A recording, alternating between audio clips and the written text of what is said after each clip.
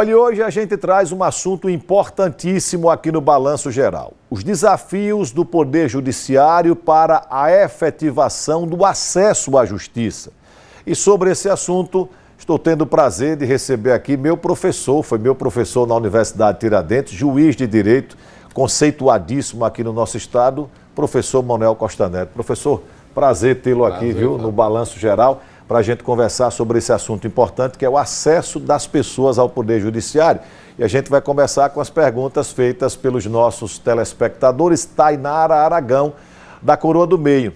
Ela diz: por que a justiça no Brasil demora tanto para dar uma resposta aos processos? Bom, primeiro de tudo, o fato de que nós temos Código de Processo que ainda estão muito defasados. Por exemplo, o Código de Processo Penal é de 1941, o Código de Processo de Trabalho é de 1942, que é a segunda parte do CLT, e mesmo o Código de Processo Civil, que só tem 10 anos, ele simplesmente reproduziu praticamente o Código de 73, que é um mar de incidentes e atos inúteis. Então a gente vai nessa morosidade. Depois disso, Fábio, tem a questão da estrutura.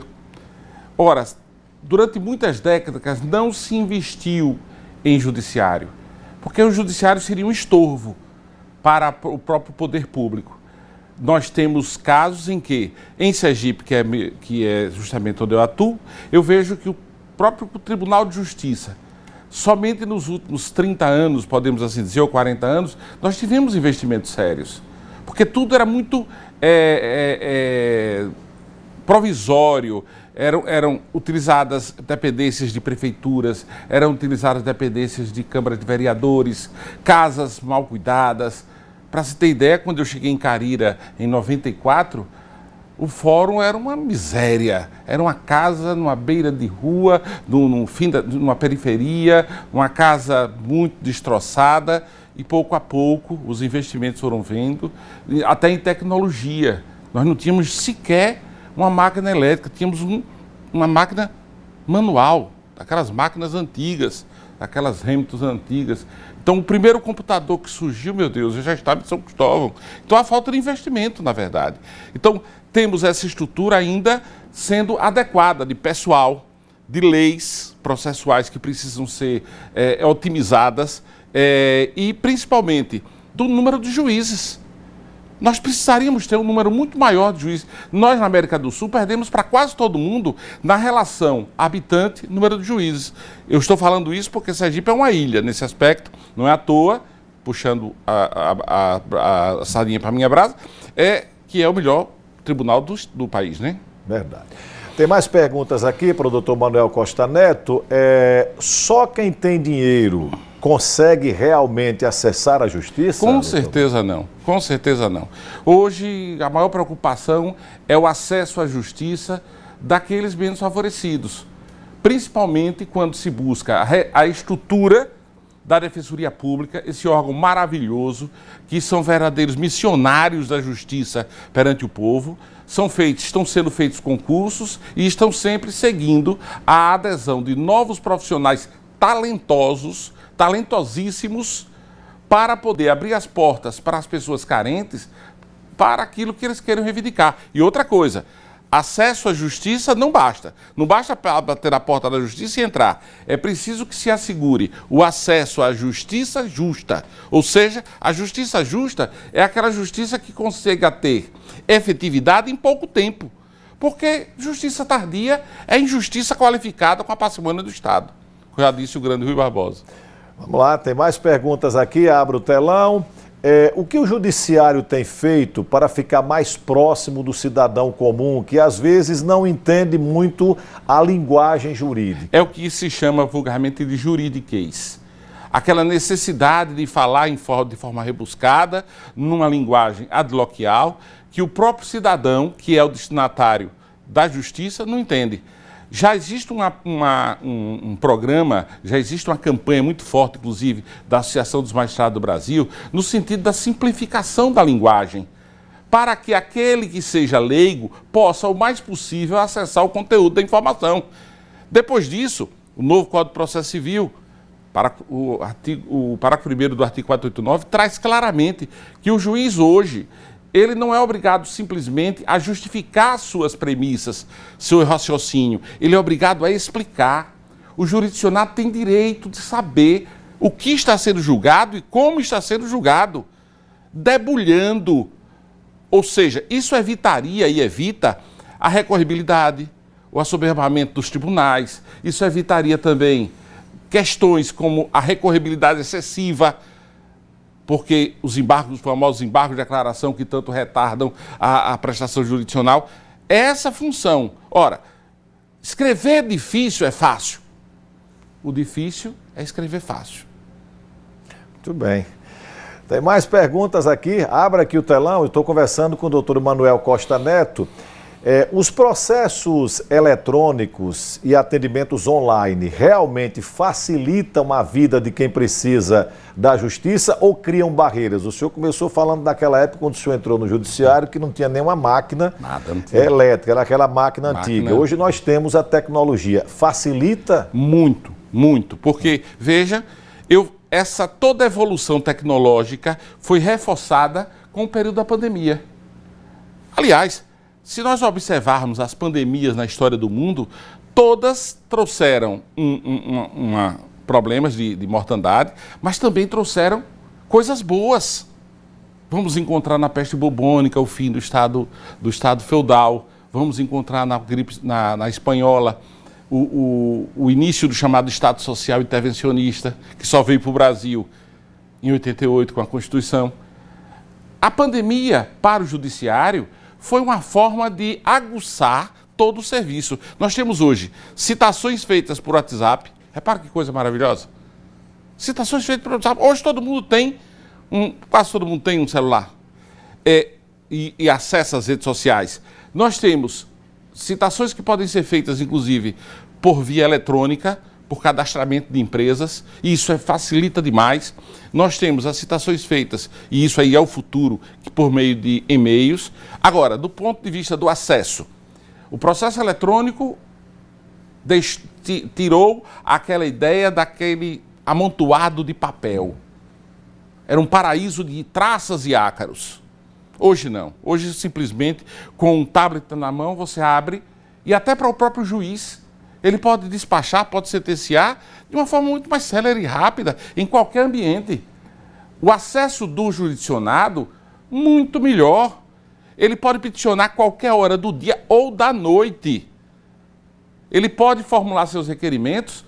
Ontem, por exemplo, eu estava na sessão e uma desembargadora disse, olha, o advogado requereu às 4h35 da manhã. E eu comecei a pensar nisso, eu disse, meu Deus, que coisa boa. Não esperar o horário do expediente forense para poder fazer aquele requerimento. Olhe, são os benefícios de um momento em que a humanidade chorou, mas que isso redunda em celeridade. As audiências eletrônicas, audiências por vídeo, que coisa boa, evitando o gasto da testemunha, da parte, no seu deslocamento, mas das vezes não tem dinheiro sequer para a condução através do transporte coletivo. Mais uma pergunta aqui, vamos lá? O que poderia mudar para que as pessoas mais simples sintam que têm o mesmo acesso à justiça que os mais ricos? Isso é divulgação. Porque, na verdade... É o que nós estamos fazendo aqui, né? Exatamente. Esse papel aqui é maravilhoso. É dizer assim, olha, bata na porta da justiça. Não fique naquele aconselhamento de alguém que não tem conhecimento técnico. Porque, veja, Fábio, no passado nós tínhamos os delegados de polícia realizando um trabalho jurisdicional muito grande. Ou seja, aquelas questiúnculos sociais que as pessoas não levavam para o judiciário, levavam para o delegado. E o delegado virava um pendão, aquele que iria decidir a respeito. Eram problemas de vizinhança, era uma árvore que estava mal localizada, era um cachorro, era isso. Hoje, nós aliviamos um pouco o trabalho dos delegados, honrados, que mais estão, diante do aumento da criminalidade, estão trabalhando muito mais, para impedir que se faça uma justiça, podemos assim dizer, em uma sede que não é a própria.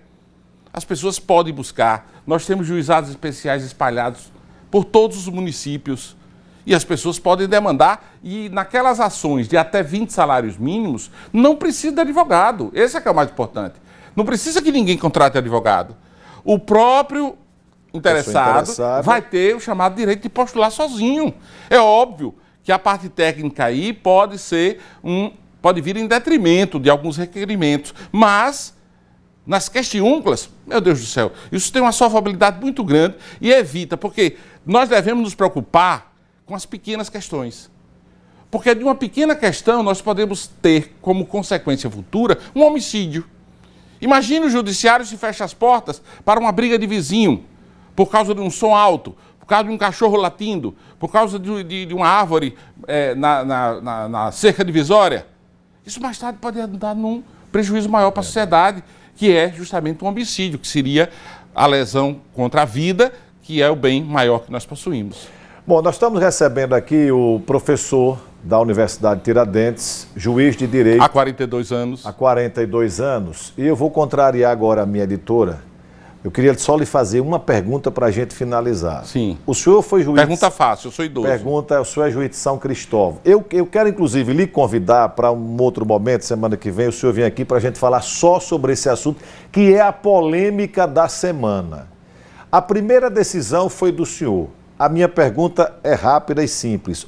A questão que envolve São Cristóvão e Aracaju tem solução ainda ou não? Veja, Aracaju ainda tem jeito de recorrer ou não? Sempre teve solução. Depende da vontade política. Ao meu sentir, aqui eu estou isolado sozinho, porque eu estudei isso aí. Estudei isso aí desde 1997, 97, 98, salvo engano. Tá entendendo? E percorreu todas as instâncias, depois veio uma decisão da Justiça Federal confirmada pelo Tribunal Regional Federal, depois o caso chegou até o STJ, depois o caso chegou até o Supremo. Enfim, nós já temos um percurso aí muito grande desses anos. Havia uma vontade política desde então? Não havia. Ninguém se interessou em resolver politicamente. Que a gente sabe que a população daquela região quer ser capital do Estado, não tem dúvida. Eu ontem disse numa entrevista, eu disse, olha, até os coqueiros do Mosqueiro querem ser de Aracaju, quanto mais a população. Não se tem dúvida disso. Agora, o que é necessário? Ao meu sentir, uma lei complementar federal, específica, porque foi perdido o prazo estabelecido na Constituição, e, em segundo lugar, o plebiscito. E o plebiscito vai ser de zero, vai ser pior do que o Confiança ontem Confiança, meu Confiança, eu fui dormir cabeça inchada, do 4-1. Você ficou alegre, porque você é Sergipe. Eu conheço muito bem. Então, veja, a situação é que essa sentença minha rolou, e agora nós temos a determinação da Justiça Federal no sentido de implementar, fazer. Na época que eu decidi, não existia GPS. Como é que eu poderia fazer aquela linha? Porque o grande problema, Fábio, é que existe um marco ali, um marco artificial, chamado Pedra do Mondé do Onça, que ela foi, não sei se criminosamente, alterada de lugar. E quando você altera uma linha reta a qualquer marco artificial, isso dá uma diferença enorme lá no final. O ângulo aumenta. Então, não é isso que a gente quer. A gente quer resolver. Bem, quer transformar em Aracaju? Vamos então para a Lei Complementar Federal e o plebiscito. Pronto, esse é o caminho. Agora, depende da vontade política. Depende da efetividade que as pessoas querem, sabe? Todo mundo sabe que Aracaju investiu e investe muito lá. Isso. Nós temos inúmeras, bastante. Eu moro na região e vejo a quantidade de obras que Aracaju implementou. Que a desculpa de que a administração de São Cristóvão não tem condição de arcar, isso é uma falácia hoje em dia. São Cristóvão está demonstrando, não vou citar nomes para não polemizar, mas São Cristóvão está demonstrando uma capacidade administrativa hoje muito grande a respeito, principalmente depois que foram injetados dinheiros de royalties, etc. Ou seja, para bom administrador sem dinheiro é meio pesado, mas você tendo uma renda, isso facilita. Então, a sanação dos problemas administrativos de São Cristóvão habilita assumir a área. Só que não adianta assumir uma área quando o próprio povo não quer. Veja, eu sou juiz de São Cristóvão há 30 anos, fechei agora esse ano. No início, nas primeiras vezes de eleições, eu como juiz eleitoral coloquei urnas, aquelas urnas de pano ainda, né? Aquelas urnas no Mosqueiro, na Terradura, desculpe chamar Terradura porque eu sou bairrista, eu gosto dos nomes originais, no Mosqueiro, na Terradura, em toda aquela região. Aquilo ali fazia parte de São Cristóvão e sempre fez parte de São Cristóvão. Com a Constituição de 88, a disposição transitória passou para Aracaju e depois veio a emenda Garibaldi, que só referendou e depois foi considerada Vamos constitucional. amadurecer esse assunto. Querido professor, muito obrigado pela sua vinda. Torcedor do Confiança e do Botafogo. Exatamente. Obrigado pela sua vinda aqui, doutor Manuel Costa Neto.